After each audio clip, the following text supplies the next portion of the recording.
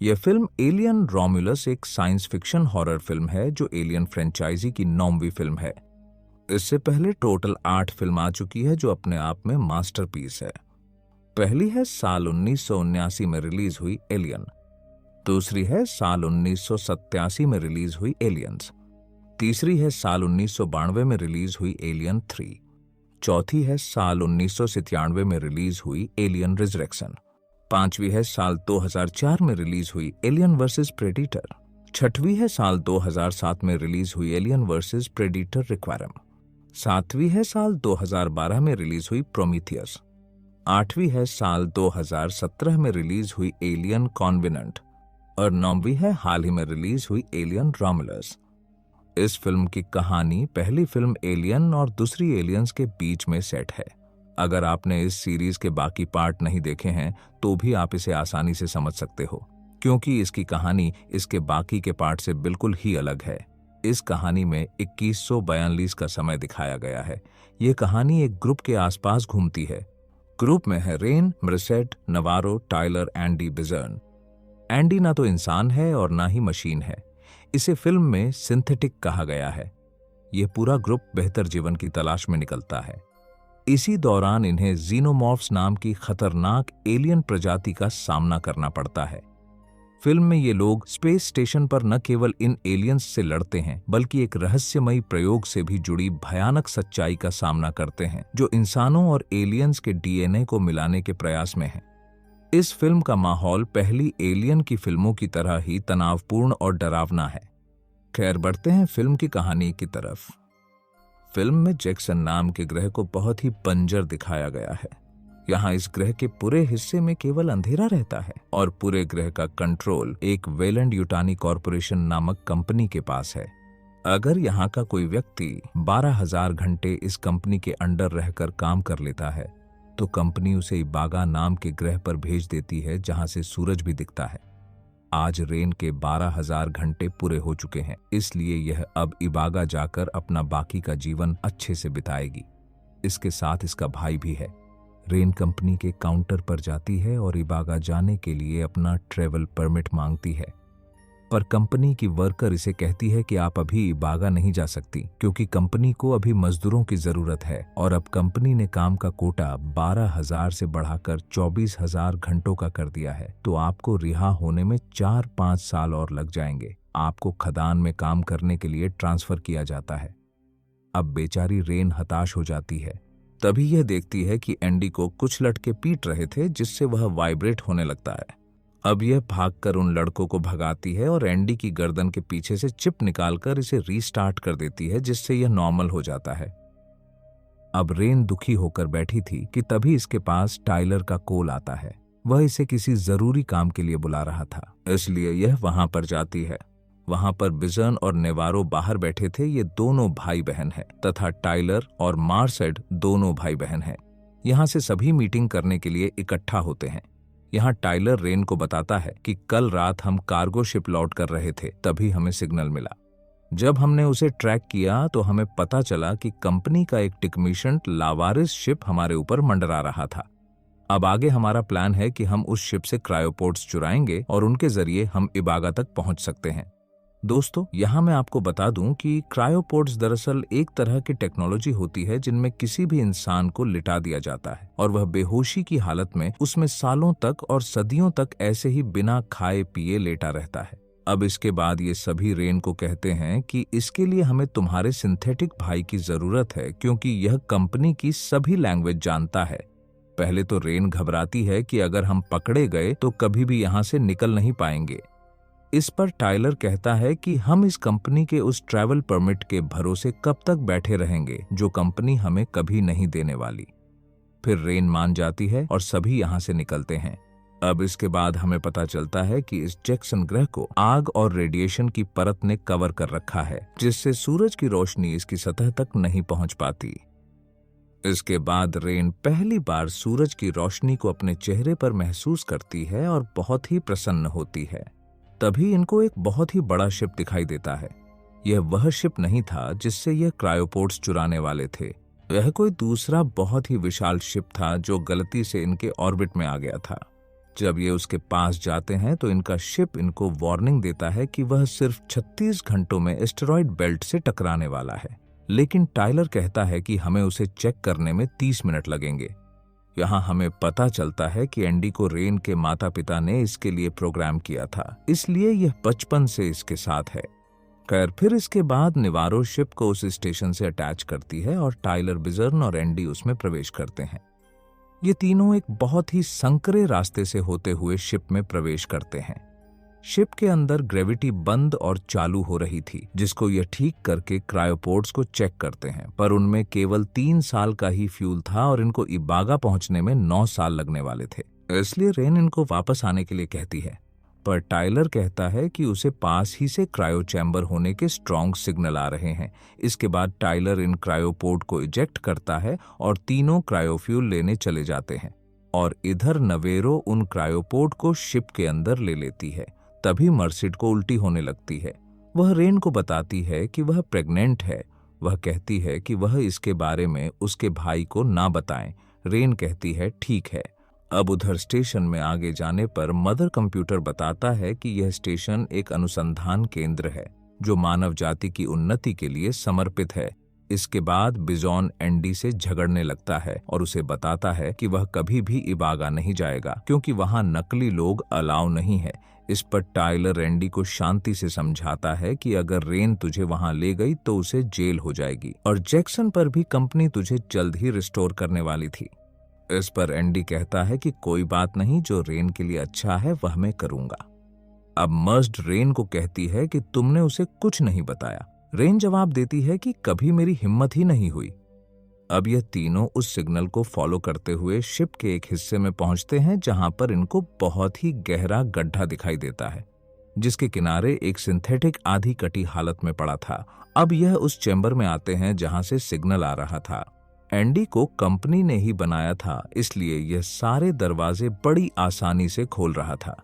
ये सभी cryo chamber में क्रायोफ्यूल देखते हैं जिसमें बहुत सारा फ्यूल था, इसलिए ये उसे बाहर निकालने लगते हैं। पर तभी बिजॉन की उंगलियों पर एसिड लगता है और वह जलने लगती है। तभी पूरे चैम्बर में रेड अलार्म बजने लगता है और पूरा चैम्बर बाहर से ऑटोमेटिक लॉक हो जाता है। अब इस दरवाजे को एंडी भी नहीं खोल पाता क्योंकि यह चैम्बर कोई ऐसा वैसा चैम्बर नहीं है। इस चैम्बर में बहुत ही खतरनाक राज छुपा है जो आगे हमें पता चलने वाला है। सभी घबरा जाते हैं और रेन और नवेरो उनकी मदद करने के लिए वहां पहुंचते हैं। रेन वहां पर एक आधा कटा हुआ सिंथेटिक देखती है। वह उस सिंथेटिक की चिप निकालकर टाइलर को देकर कहती है कि इसे एंडी में लगाओ। टाइलर जब उसे एंडी में लगाता है तो एंडी फ्रीज होकर रिस्टोर होने लगता है, जिसमें 2 मिनट का समय लगने वाला था। तभी पता चलता है कि इस चैम्बर में बहुत सारे जेनोमॉर्फ के भ्रूण पल रहे हैं। फिर वे भ्रूण अंडों से बाहर निकलकर उन पर हमला कर देते हैं, लेकिन समय पर एंडी रिब्यूट होकर दरवाजा खोल देता है और सभी वहां से भागने लगते हैं। लेकिन अब फेस हगर जेनोमॉर्फ इनके पीछे पड़ गए थे। इससे पहले कि यह मुख्य दरवाजा बंद कर पाते, एक जेनोमॉर्फ दरवाजे को पार करके नवेरो के चेहरे पर चिपक जाता है।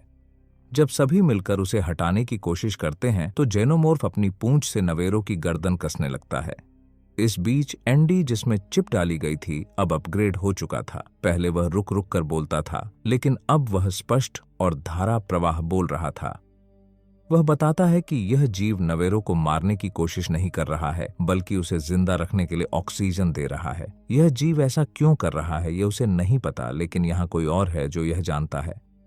एंडी ने यह बात उस आधे कटे सिंथेटिक के बारे में कही थी। टाइलर उसे उठाकर ऊपर रखता है और एंडी उसे स्टार्ट करता है। स्टार्ट होते ही वह सिंथेटिक बड़बड़ाता है, मुझे हर कीमत पर Z01 का फोम चाहिए। मिशन की प्राथमिकता, बाकी प्राथमिकताएं रद्द, मिशन पूर्ण होना चाहिए। इस पर एंडी उसे कहता है, माफ करना पर आपका मिशन फेल हो चुका है। रेन उसे पूछती है कि हम इसकी मदद कैसे कर सकते हैं, कुछ बता सकते हो? वह कहता है, तुम लोग कुछ नहीं कर सकते, जहां से आए थे वहीं भाग जाओ, और अगर इसकी मदद करना ही चाहते हो तो इसे अभी मार डालो, नहीं तो सब के सब मरोगे। एंडी उससे पूछता है वो जीव इसके साथ क्या कर रहा है। वह जवाब देता है कि वो इसके अंदर एक बीज डाल रहा है जो इसके डीएनए के साथ मिलकर पनपेगा। टाइलर ने पूछा, इसके अंदर क्या पनपने वाला है? उसने कहा, XX121 जेनोमॉर्फ। हमारे माल ढोने वाले 2 जहाज़ों में से एक जहाज़ का इससे 20 साल पहले संपर्क हुआ था। यूएसएस नोस्ट्रोमो के 7 कर्मियों में से केवल एक जिंदा बच पाया। उस वक्त यह जीव एयरलॉक से भाग निकला था। तब से हम इसे खोज रहे हैं। 170 दिन पहले हमारी खोज पूरी हुई, जब एक जेनोमॉर्फ का शरीर यहां लाया गया मृत मानकर। पर ऑक्सीजन और खाने की कमी का इस बेमिसाल जीव पर कोई असर नहीं होता। इसने इस स्टेशन में कोहराम मचा दिया था और आखिर में हमारे सुरक्षा दल की बची खुची गोलियों से मारा गया। पर शुरू कर गया मौत का तांडव। इसमें खून की जगह एसिड बहता है, सल्फ्यूरिक या शायद हाइड्रोफोरिक। मैंने बैकअप सील कर दिया था, पर देर हो चुकी थी। रेन कहती है, अगर हम क्रायोफ्यूल से इसकी पूंछ को जमा दें तो यह जमी रहेगी और शायद वह इसे छोड़ दे। जब टाइलर क्रायोफ्यूल से उस जेनोमॉर्फ को जमाता है तो यह अपनी पूंछ नवेरो के गले से हटा लेता है। तभी सब मिलकर उसे नवेरो के चेहरे से हटाकर फेंक देते हैं और टाइलर क्रायोफ्यूल से उसे भगा देता है। तभी झटके के साथ नवेरो को होश आता है। सबको लगा कि अब वह ठीक है, पर आधा कटा हुआ सिंथेटिक ब्रुक कहता है, यह ठीक नहीं है। पिजोन चौंक कर कहता है, क्या बक रहे हो तुम? एंडी कहता है, यही कि वह जीव अपना काम कर चुका है। ब्रुक एंडी से कहता है, इंसान कभी कभी मुश्किल फैसले नहीं ले पाते, इसमें तुम उनकी मदद करो। इसके बाद एंडी इनको कहता है, माफ करना, पर नवेरो यहां से कहीं नहीं जा सकती। नवेरो का भाई बिजॉर्न पहले से ही एंडी से चिढ़ता था। वह करंट वाली गन से एंडी को घायल करके अपनी बहन को लेकर भाग जाता है। रेन एंडी को संभालती है तो वह कहता है, माफ करना, मैं आज तक तुम पर बोझ था, पर आज मैं तुम्हारी मदद करूंगा। इतना कहकर वह नवेरो और बिजॉर्न के पीछे भागता है और बंद होते दरवाजे को पकड़ लेता है, लेकिन बिजॉर्न भागकर दूसरे दरवाजे को बंद कर देता है। इस बीच नवेरो शिप में पहुंच जाती है जहां मर्सिड आराम कर रही थी। नवेरो में जेनोमॉर्फ का भ्रूण पल रहा था, इसलिए उसकी तबीयत खराब हो रही थी। लेकिन वह जल्दी से टाइलर के शिप को इस कंपनी के शिप से अलग करने लगती है, जिसके कारण एंडी को एयरलॉक खाली करना पड़ता है। शिप अलग हो जाती है और एंडी इनसे कहता है कि माफ करना, मैं उन्हें रोक नहीं पाया। अब टाइलर बिजॉन को कहता है कि तू हमें छोड़कर कैसे जा सकता है। वह कहता है, सॉरी, जब तक रेन एंडी का फ्यूज नहीं निकालेगी वह नहीं आएगा। उधर नवेरो की हालत और भी खराब होने लगती है। वह जब किसी तरह के यंत्र से अपनी चेस्ट को स्कैन करती है तो उसके शरीर में जेनोमॉर्फ का भ्रूण उसकी पसलियों को तोड़ रहा था। वह देखकर मर्स्ट के होश उड़ जाते हैं। उसके सामने नवेरो बुरी तरह तड़फने लगती है और उसके पैर से शिप का एक्सीलेटर दब जाता है और शिप अनकंट्रोल होकर उड़ने लगती है। तभी देखते ही देखते वो जेनोमॉर्फ का भ्रूण नवेरो की छाती फाड़ने लगता है तथा शिप के टकराने से मर्सिड बेहोश हो जाती है। बिजॉर्न जब अपनी बहन की हालत देखता है तो उसकी भी सांसें थम जाती हैं। अब वो शिप टकराकर इस स्टेशन में आ जाता है और हवा लीक होने लगती है तो स्टेशन अपने आप अंदर के दरवाजे बंद कर लेता है। तभी स्टेशन का मदर कंप्यूटर बताता है कि अब एस्टेरॉयड बेल्ट से टकराने में सिर्फ 47 मिनट बचे हैं। अब इनको समझ में नहीं आता कि इनके पास तो घंटों का समय था, इतना कम समय कैसे हुआ। एंडी बताता है कि टकराव से स्टेशन की दिशा कुछ डिग्री बदल गई है, जिससे स्टेशन एस्टेरॉयड बेल्ट के और भी करीब से उड़ने लगा है। इनको पता चलता है कि इनका शिप स्टेशन की दूसरी तरफ है, इसलिए वहां जाने के लिए आगे बढ़ते हैं। पर ये सब देखते हैं कि सभी जेनोमॉर्फ लैब से निकलकर चारों तरफ फैल गए हैं। उधर एंडी ब्रूक से मिलता है, जहां हमें पता चलता है कि एंडी को अपग्रेड के साथ नया मकसद मिला है। पहले उसका मकसद रेन को खुश रखने का था, पर अब उसका मकसद इस शिप के फेल हो चुके मिशन को पूरा करने का है। इसके बाद एंडी टाइलर और रेन को बताता है कि जेनोमॉर्फ के आंखें नहीं होती, ये इंसानों के शरीर के तापमान और आवाज से उन्हें पहचानते हैं। रेन कहती है कि अगर हम उस चेंबर का तापमान हमारे शरीर जितना कर दें तो क्या हम वहां से निकल सकते हैं। एंडी कहता है कि निकल तो सकते हैं, पर डर और घबराहट से इंसानों के शरीर में बदलाव होता है। अब एंडी उस चेंबर का तापमान इंसान के शरीर के बराबर करके दरवाजा खोलता है और सभी बिना आवाज किए आगे बढ़ते हैं। उधर वो नवेरो के शरीर से निकला जेनोमॉर्फ और भी बड़ा हो गया था और बिजॉर्न उसे मारने के लिए उसके घोंसले में करंट छोड़ता है, पर उसके एसिड से वो करंट वाला तमंचा ही गल जाता है और वह जेनोमॉर्फ अपने डंक से बिजॉर्न की आंख फोड़ देता है और अपना एसिड वाला ब्लड उस पर गिराने लगता है, जिससे वो उसमें जलकर मर जाता है। यह देख मर्सिड बहुत डर जाती है और दरवाजा खोलने लगती है, पर वह नहीं खुलता। इसलिए वह अपने भाई को कॉल लगाकर अपनी स्थिति के बारे में बताती है, जिससे टाइलर को अपनी बहन की चिंता होने लगती है और उसे पसीना आने लगता है, जिससे इसके शरीर का तापमान परिवर्तित होने लगता है और जेनोमॉर्फ को इसकी लोकेशन मिलने लगती है।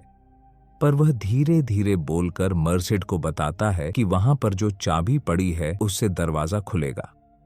लेकिन भाई लोगों, अब जेनोमॉर्फ को इसकी लोकेशन मिल जाती है, इसलिए ये जान बचाकर भागने लगते हैं। पर फेस हगर जेनोमॉर्फ इनका पीछा करने लगते हैं, पर ये समय पर दरवाजा बंद करके बच जाते हैं। उधर वो जेनोमॉर्फ अपने घोंसले से बाहर आने लगता है, लेकिन मर्ज को चाबी मिल जाती है और वह दरवाजा खोलकर निकल जाती है। पर वो नवेरो वाला जेनोमॉर्फ लगातार मर्ज का पीछा करता है। वह जानबूझकर इसे नहीं मारता, क्योंकि इसके जरिए यह उन तक भी पहुंचना चाहता था और उनसे भी बच्चे पैदा करना चाहता था। अब यहाँ आकर मर्ज अटक जाती है, क्योंकि यह दरवाजा नहीं खुलता। और तभी टाइलर अपनी बहन को सांत्वना देता है और एंडी को दरवाजा खोलने के लिए कहता है, पर वह दरवाजा नहीं खोलता, क्योंकि अगर वह दरवाजा खोलेगा तो मर्ज के साथ साथ यह सभी मरेंगे। इसका मतलब है कि किसी भी स्थिति में मर्ज को नहीं बचाया जा सकता। वह एलियन जेनोमॉर्फ बहुत देर तक इंतजार करता है कि वह लोग दरवाजा खोलें, पर वह समझ जाता है कि वह दरवाजा नहीं खोलेंगे, इसीलिए वह मर्सिड को पकड़कर ले जाता है। इस पर रेन समझ जाती है कि जब से इसके अंदर वह चिप डाली है तब से यह बदल गया है, इसलिए यह उसकी वह चिप निकालने के लिए आगे बढ़ती है। पर एंडी कहता है कि माफ करना, ये कंपनी के हित में नहीं होगा। अब यहाँ पर रेन समझ जाती है कि अब यह उसका भाई नहीं रहा। लिफ्ट के अंदर टाइलर पूछता है कि हम कहाँ जा रहे हैं। एंडी बताता है कि ब्रुक ने जो काम दिया है वह पूरा करने। अगर हमने वो काम कर दिया तो वह डॉकिंग वे के दरवाजे खोलकर हमारे जहाज को जाने देगा। इसके बाद तुम दोनों साथ ही बागा जा सकते हो और मैं जैक्सन वापस लौट जाऊंगा और वहीं रहूंगा। इसके बाद ये शिप के उस हिस्से में आते हैं जहां से इस शिप को चलाया जाता था। यहाँ आते ही मदर कंप्यूटर बोलता है कि यह रोम्यूलस सिक्योरिटी लैब है। यहाँ किसी तरह की कुछ अजीब सी प्रक्रिया हो रही थी, जिसे देखकर रेन पूछती है कि ये क्या है। ब्रूक एंडी से कहता है, तुम इन्हें वो बताओ जो मैंने तुम्हें बताया। एंडी बताता है कि हमारी कॉलोनी मर रही है। हर साल बढ़ता तापमान और उसके साथ आने वाली अजीब तरह की बीमारियां और खदान का जहरीला धुआं, यानी एक के बाद एक नई मुसीबतें आती जा रही है। मानव जाति स्पेस में बसने के लिए बनी ही नहीं है। दरअसल वो बहुत नाजुक है, बहुत कमजोर है। इस स्टेशन का काम था इसी कमी को सुधारना और ऐसा करके आखिरकार इंसानों को बनाना एक संपूर्ण जीवन। ब्रुक कहता है कि मैंने यह खामी पूरी कर दी और इंसानों को दिया जेनोमॉर्फ का तोहफा। वो पैरासाइटोइड्स जिन्हें मैंने जेनोमॉर्फ के डीएनए से बनाया था, उनके अंदर मुझे नॉन म्यूटोनियन द्रव्य मिला, जीवन अपने सबसे असली और शुद्ध रूप में। यह सूक्ष्म जीव सबसे विनाशकारी जीव हो सकता है, पर हमारे लैब में इस पर गहन शोध और सिंथेसाइज कर मैंने इसे ऐसे चमत्कार में बदल दिया जिसका मिस्टर वेलेंट को जिंदगी भर इंतजार था। एक ऐसा चमत्कार जैसे आदिमानव के लिए आग की खोज। जेड-जी-रोवन में वही जीनोम है जो जेनोमॉर्फ के मेटाबॉलिज्म को अपनी मर्जी से तेज या धीमा कर सकता है। इसे किसी भी खून में मिला दो तो ये आसानी से उसका डीएनए बदल देता है। संपूर्ण मानव जाति इससे बेहतर हो जाएगी। उन्नति का चक्र अब हमें चलाना होगा। अब एंडी कहता है कि मेरा मकसद है इसे आगे के काम के लिए कॉलोनी तक लेकर जाना। ब्रूक कंपाउंड को ट्रैक कर रहा है। जैसे ही हम इसे अपनी शिप पर लेकर जाएंगे, वो डॉकिंग वे खोल देगा और हमारी शिप कॉलोनी तक ऑटो पायलट पर जाएगी। अब इसके बाद में एंडी दरवाजा खोलने लगता है तो इनको दिखता है कि वह जेनोमॉर्फ दरवाजे के पीछे छुपा हुआ है। इसलिए एंडी इनको बंदूक देता है और कहता है कि एक भी गोली उस पर मत चलाना, क्योंकि उसमें खून की जगह एसिड बहता है और हम जहां पर है वह शिप का सबसे निचला हिस्सा है। अगर यहां से छेद हुआ तो हम सभी मर जाएंगे। टाइलर कहता है कि फिर हमें गन देने का क्या मतलब है। एंडी जवाब देता है कि हो सकता है शायद वह गन देखकर डर जाए और हमसे दूर रहे। इसके बाद एंडी कहता है कि चलो, मुझे कन्वेयर बेल्ट का रास्ता मिल गया है। अब यह कन्वेयर बेल्ट से होकर जाने लगते हैं और मदर कंप्यूटर बताता है कि स्टेशन को टकराने में 20 मिनट बचे हैं। कन्वेयर बेल्ट से बाहर आने पर एंडी इनको कहता है कि इस कॉरिडोर के उस तरफ एक लिफ्ट है जो हमें हमारी शिप तक ले जाएगा। जैसे ही एंडी इस कॉरिडोर की लाइट ऑन करता है तो सामने का नजारा देखकर इनके पैरों तले जमीन खिसक जाती है, क्योंकि यह कॉरिडोर जेनोमॉर्फ का छत्ता है। इसलिए ये डर के मारे दूसरा रास्ता ढूंढने का तय करते हैं। पर तभी टाइलर को उसकी बहन याद आती है। यह भागकर उसे ढूंढने लगता है। यहाँ अलग अलग लोगों को जेनोमॉर्फ ने टांग रखा था तथा थोड़ी देर ढूंढने पर उसे वह मिल जाती है। वह जिंदा थी। एंडी बताता है कि इसका बहुत ज्यादा खून बह गया है, इसीलिए शायद उसने इसका इस्तेमाल नहीं किया। तभी इनको उस जेनोमॉर्फ की आवाज आती है, इसलिए ये मर्ज्ड को लेकर यहाँ से निकल जाते हैं। लेकिन यहाँ पर एक जेनोमॉर्फ रेन पर हमला करता है, पर टाइलर उसे बचाने के लिए बीच में आ जाता है, इसलिए वह उसे ऊपर ले जाने लगता है। एंडी जब उसे बचाने जाता है तो वो उसे धक्का मारकर दूर गिरा देता है, जिससे वो वाइब्रेट होने लगता है। दूसरा वाला जेनोमॉर्फ उसका इस्तेमाल नहीं करता, क्योंकि वह एक मशीन है और ऊपर टाइलर को बहुत सारे जेनोमॉर्फ मार देते हैं। अब यहाँ पर एंडी के पास खड़ा बड़ा वाला जेनोमॉर्फ छोटे वाले फेस हगर जेनोमॉर्फ छोड़ देता है, इसलिए रेन को मजबूरन एंडी को यहीं छोड़ना पड़ता है। वह मर्ज्ड को लेकर लिफ्ट में बैठकर अपने शिप की तरफ जाने लगती है, पर बीच रास्ते में उसे अपने भाई की याद आती है, इसलिए लिफ्ट को रोककर वह मर्ज्ड को कहती है, यह लिफ्ट सीधा तुम्हें हमारे शिप तक लेकर जाएगी और वहां जाकर तुम तुरंत शिप को ऑटो पायलट पर सेट करके क्रायोपोड में सो जाना और शिप सीधा तुम्हें कॉलोनी तक ले जाएगा। इतना कहकर रेन लिफ्ट को स्टार्ट करके खुद एंडी को लेने नीचे चली जाती है। अब यह नीचे आकर दरवाजा खोलकर एंडी के पास आती है तो वह अभी तक वाइब्रेट हो रहा था, इसीलिए रेन उसका चिप निकालकर पहले वाला चिप लगा देती है, जिससे वो फिर से अटक अटक कर बोलने लगता है। तभी वो बड़ा वाला जेनोमॉर्फ आ जाता है। अब ये वापस जाने लगते हैं, पर ब्रूक दरवाजा नहीं खोलता, क्योंकि वह हर कीमत पर उस कंपाउंड को बचाना चाहता था। उधर मर्ज्ड शिप में पहुंच जाती है और उनका इंतजार करने लगती है, पर ब्रूक इसे कहता है कि बटन दबाओ ताकि मैं तुम्हारी शिप का कंट्रोल लेकर तुम्हें सुरक्षित यहाँ से निकाल सकूं। उधर बहुत सारे जेनोमॉर्फ इनकी तरफ बढ़ने लगते हैं, पर तभी रैन यहाँ का ग्रेविटी इंजन बंद कर देती है और उन जेनोमॉर्फ को मारने लगती है, जिससे उनका एसिड वाला ब्लड हवा में उड़ने लगता है।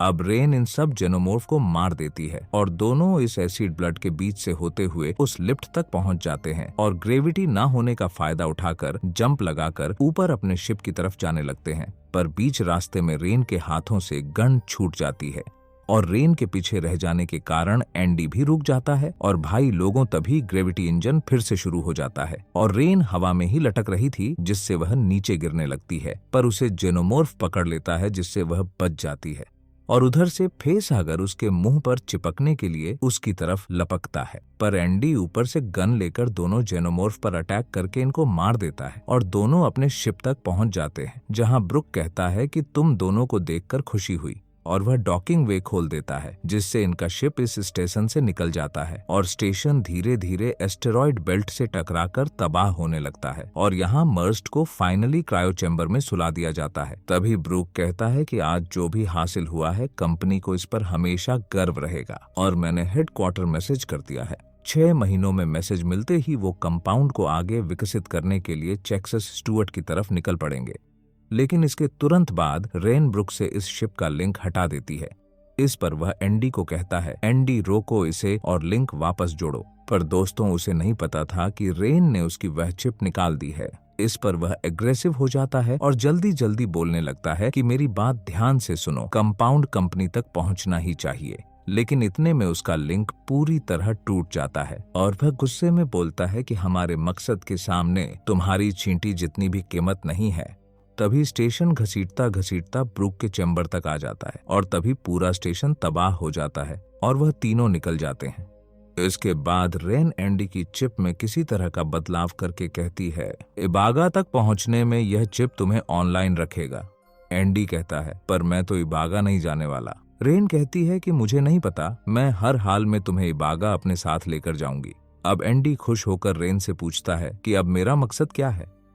रेन बताती है कि अब से तुम्हारा नया मकसद है वो कर जो हमारे लिए अच्छा है। इसके बाद मर्सिड के क्रायोपोर्ट से रेड अलार्म बजने लगता है। रेन जब उसे खोलती है तो देखती है कि मर्ज्ड के लेबर पेन स्टार्ट हो चुके हैं, पर ऐसा कैसे हो सकता है, अभी तो यह पहले महीने में थी। इसका मतलब है कि इसका बेबी जेनोमॉर्फ के डीएनए से इन्फेक्टेड हो चुका है। खैर, इसके बाद मर्ज्ड एक अजीब से खोल को जन्म देती है। वह रेन से कहती है कि इसे यहाँ से लेकर जाओ। रेन उसे यहाँ से लेकर जाती है और इसे क्रायोफ्यूल से जमाने ही वाली थी कि तभी ये देखती है कि इस खोल के अंदर एक इंसानी बच्चा है, जिसे देखकर ये रुक जाती है। तभी उस खोल के एसिड से शिप पिघल जाता है और बच्चा खोल के साथ नीचे गिर जाता है। शिप पिघलने से रेड अलार्म बजने लगता है, जिससे एंडी एक्टिव हो जाता है। वह देखता है कि मर्ज्ड क्रायो चैम्बर में नहीं है, वह साइड में लेटी हुई थी और उसके ब्रेस्ट से ह्यूमन मिल्क की जगह एक अजीब सा चिपचिपा द्रव निकल रहा था। रेन जब नीचे आकर देखती है तो बच्चा उस खोल में नहीं था। वो बच्चा अब बड़ा हो चुका था और वह मर्ज्ड के पास आता है। ये उसे नहीं मारता, इसे अपनी माँ मानता है। लेकिन जब रेन आकर देखती है कि एंडी फिर से वाइब्रेट हो रहा था और यहाँ नई तरह का जेनोमोर्फ मर्ज्ड को खा रहा था, तभी वह रेन को देख लेता है। पर रेन क्रायोफ्यूल से उसे जमाने लगती है, पर वह भी उसकी चपेट में आ जाती है। लेकिन वह समय पर स्पेस सूट पहनकर बच जाती है। शिप के निचले हिस्से में छेद हो गया था, इसलिए शिप उसे निकालने के संकेत दे रही थी। इसलिए रेन उसे शिप के निचले हिस्से के साथ ही स्पेस में फेंकने की योजना बनाती है। अब रेन अपनी इस योजना को अंजाम देने के लिए शिप के ऊपरी हिस्से से लोहे की मोटी चेन लेकर नीचे वाले हिस्से में जाती है और उसे अपने सूट से बांध लेती है और शिप के निचले हिस्से को खोलने वाला लीवर नीचे कर देती है। और तभी वो इंसानी जेनोमोर्फ भी इसके पीछे पीछे नीचे आ जाता है। अब शिप लगातार नीचे एस्टेरॉयड बेल्ट की तरफ बढ़ने लगती है। वह लगातार लीवर को ऊपर खींचने के संकेत दे रही थी, पर रेन खुद इस मानव जेनोमोर्फ के चंगुल में फंस चुकी थी। पर तभी रेन उस खोल में बचे एसिड को नीचे गिरा देती है, जिससे शिप गल जाती है और उसमें बड़ा सा छेद हो जाता है। पर रेन बंधी हुई थी, इसलिए लटक कर बच जाती है। वह रस्सी को पकड़कर ऊपर आने लगती है, पर तभी वो मानव जेनोमोर्फ रेन पर अटैक कर देता है और उसके शरीर में बीज डालने के लिए उसका हेलमेट तोड़ने लगता है। पर वह लगातार स्पेस में था, इसलिए वह बुरी तरह गल रहा था और अंत में वह शिप के निचले हिस्से के साथ नीचे गिर जाता है और एस्टेरॉयड बेल्ट से टकराकर मर जाता है। और रेन धीरे धीरे चेन को पकड़कर ऊपर आ जाती है और शिप ऑटो पायलट ऑन करके खुद को टकराने से पहले ऊपर ले जाती है, जिससे रेन बच जाती है। फिर रेन एंडी को क्रायो चैम्बर में सुलाकर खुद भी क्रायो चैम्बर में सो जाती है और शिप ऑटो पायलट पर इबागा की तरफ निकल जाता है। रेन ने क्रायोपोड में जाने से पहले क्रायोस्टेसिस वॉइस लॉग में अपनी वॉइस रिकॉर्डिंग की थी, जिसमें उसने कहा था, ये माइनिंग शिप कॉर्बेरियन क्रायोलॉग है। मैं इबागा की तरफ निकल पड़ी हूँ। मैं नहीं जानती कि मैं वहां पहुंच पाऊंगी या नहीं, या मेरी किस्मत में और क्या लिखा है, पर जो भी होगा मैं उसका सामना करूंगी। मैं हूं रेन कैरेडीन कॉर्बेरियन की इकलौती जिंदा क्रू मेंबर। दोस्तों, इसी के साथ हमारी कहानी समाप्त होती है। फिल्म की IMDb पर रेटिंग है 7.4 आउट ऑफ 10। यह हमारा नया चैनल है, इसलिए ऐसी ही डिटेल वाली मूवी एक्सप्लेनेशन देखने के लिए वीडियो को लाइक और चैनल को सब्सक्राइब करना ना भूलें। आपका बहुत बहुत धन्यवाद।